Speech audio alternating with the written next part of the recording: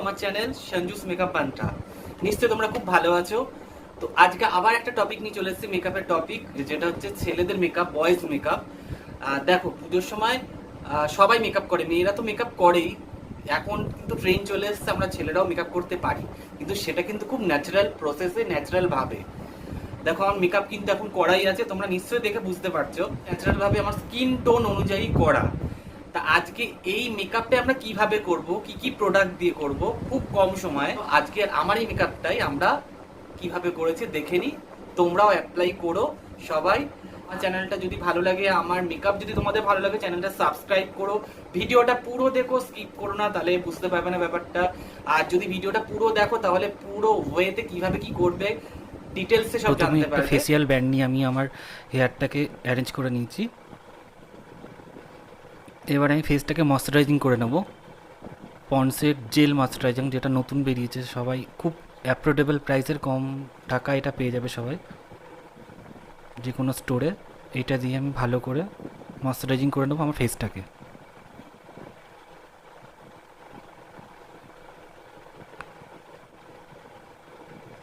ময়শ্চারাইজিংটা সবাই করবে, ময়শ্চারাইজিং করাটা খুবই জরুরি। এরপরে আমি প্রাইমার ইউজ করবো আমার ফেসে। প্রাইমারটা দেখো, ব্লু হ্যাভেনের একটা প্রাইমার, এটাও খুব অ্যাফোর্ডেবল প্রাইসের, খুব কম টাকায় তোমরা যে কোনো স্টোরে পেয়ে যাবে। মেকআপের কিন্তু খুব একটা ভাইটাল পার্ট এই প্রাইমার, এটাকে কিন্তু কেউ স্কিপ করবে না, প্রাইমারটা কিন্তু মাস্ট। আর প্রাইমারটা দেখো করছি আমি ড্যাব ড্যাব মোশানে, সবাই ড্যাব ড্যাব মোশানেই প্রাইমারটা করবে অ্যাপ্লাই।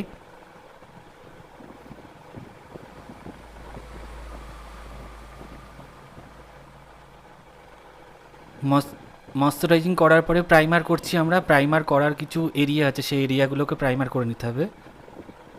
তারপরে দেখো, আমি আমার স্কিন টোন অনুযায়ী এলে গার্লের ওয়ার্ম হানি, আমার স্কিন টোন, সেইটাকে দিয়ে আমি আমার বেসটাকে করব।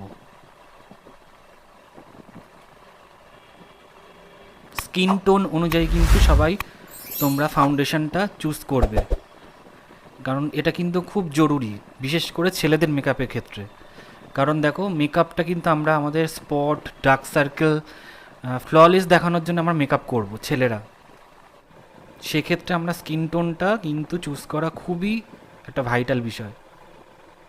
আমার স্কিন টোনের ওয়ার্ম হানি শেডটা এলে গার্লের যে ফাউন্ডেশনটা আমি ইউজ করছি,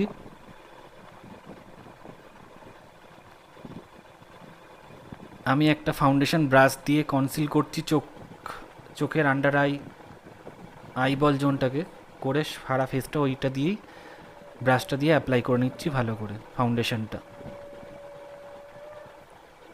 ফাউন্ডেশন কিন্তু প্রথমেই অনেকটা নেবে না, অল্প অল্প অল্প করে অ্যাপ্লাই করবে, যাতে ন্যাচারাল লাগে বিষয়টা।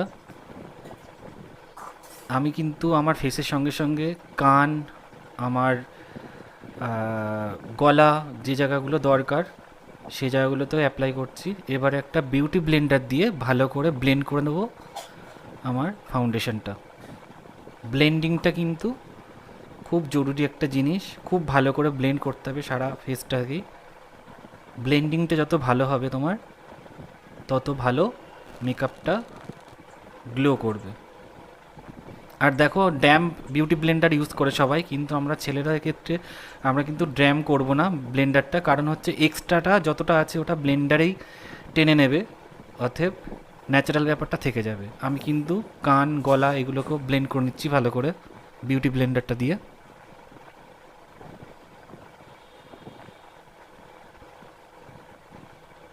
Blending complete.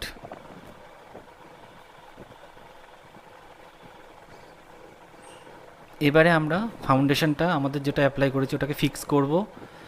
আমরা যে কোনো ফিক্সার পাউডার বা কম্প্যাক্ট পাউডার যে কোনো ইউজ করতে পারি। আজকে দেখো, আমি ম্যাকের NC37 কম্প্যাক্ট পাউডারটা দিয়ে আমি ফিক্স করছি আমার ফাউন্ডেশনটা।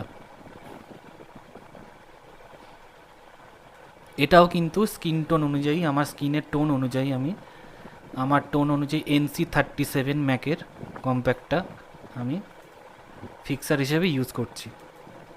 দেখো, ওই পাপটা দিয়েই ভালো করে চেপে চেপে বসিয়ে নিচ্ছি আমি। আর প্রোডাক্ট সবসময় যেটা ইউজ করবে খুব অল্প অল্প অল্প করে, যতটা দরকার, অনেকটা নয়তো একসঙ্গে পড়ে গেলে সেই জায়গাটা তুমি কিন্তু পরে আর ব্লেন্ড করতে পারবে না, এক জায়গায় অনেকটা লেগে যাবে। এবারে আমার ফিক্সিং করব পুরো ফেসটাকে ফিক্সার দিয়ে। আমি পিএসির মাইক্রো ফিনিশ ফিক্সার দিয়ে ফিক্স করে নিলাম ফেসটাকে। আচ্ছা, এবারে আমি হিলারি হুডার একটা মাস্কারা দিয়ে আমি আইব্রোটা সেট করে নিচ্ছি হালকা করে। আমার বড় বড় আইব্রো আছে, সেগুলোকে সেট করে নেবো যেন ছড়িয়ে না থাকে।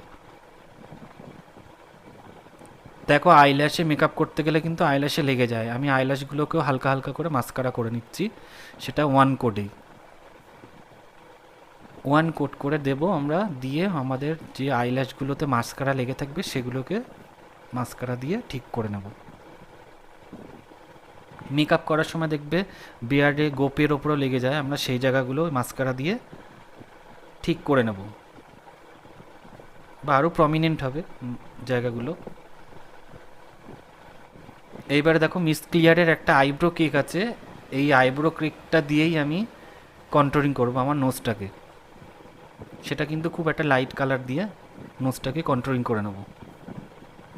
আর আমার নাক দেখছো অনেকটাই মানে টিকালো, যার জন্য আমি কন্ট্রোলিংটাও কিন্তু সেইভাবেই করব, খুব ডিপ করে না, হালকা করে। যাদের নাক যত বসা হবে তারা কন্ট্রোলিংটা সেইভাবেই করবে। দেখো, আমি আর একটা ফ্লপি ব্রাশ দিয়েই করছি এটা ব্লেন্ডিংটা। এবার আমি একটা হালকা লিপ বাম আমার ঠোঁটে লাগিয়ে নিলাম।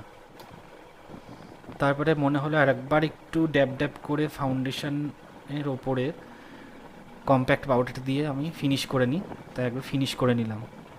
নাকের ওপরটা দেখো, চোখের তলাটা আমরা লাস্ট একবার টাচ আপ করে নিলাম। মেকআপ কমপ্লিট ডান, তোমরা দেখছো। এবার আমি আমার হেয়ারটাকে একটু সেট করে নেব, তাহলে ওভারঅল লুকটা তোমরা বুঝতে পারবে। দেখছো কতটা ন্যাচারাল লাগছে মেকআপটা। ছেলেদের মেকআপটা কিন্তু এরকমই হবে, এরকমভাবেই করবে। আমি যে ওয়েতে করলাম, যে টেকনিকে করলাম, তোমরা এটা ফলো করবে, দেখবে মেকআপটা আর ন্যাচারালি লাগবে, মানে বোঝা যাবে না, কিন্তু খুব ন্যাচারাল একটা ফ্ললেস স্কিন টোন আসবে তোমাদের।